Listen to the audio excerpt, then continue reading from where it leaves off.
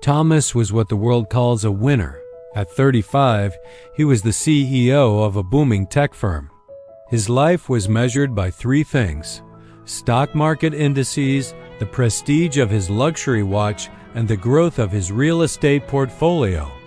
He lived in a glass penthouse overlooking the city, but he never actually looked at the sky.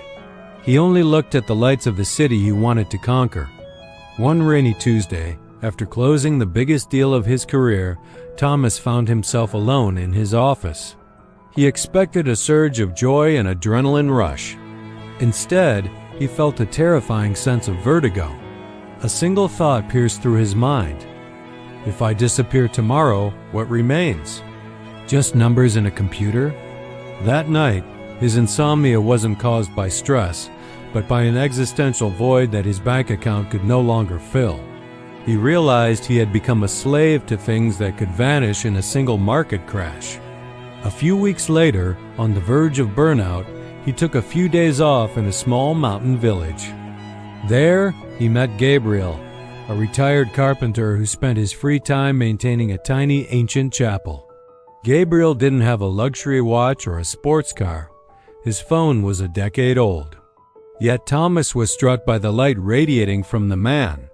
"How do you manage to look so solid?" Thomas asked. Gabriel smiled and replied simply, "It's a matter of perspective, my son. If you build your house on what is constantly changing, you will tremble with every wind. If you build it on what is eternal, nothing can shake you." Before Thomas left, Gabriel gave him a small notebook with a single verse written on the first page.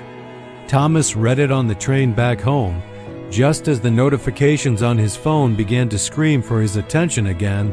"Set your affection on things above, not on things on the earth." Colossians 3:2. It felt like an electric shock. Thomas realized that his anxiety came from his affection. He loved the temporary, the material, the perishable. His mind was constantly down there in the dust of transactions and appearances. Thomas didn't sell everything to live in a cave, but he radically changed his compass. Priority on relationships. He cut his office hours to invest time in his family and community. Radical generosity. A portion of his profits now funds educational projects for underprivileged youth.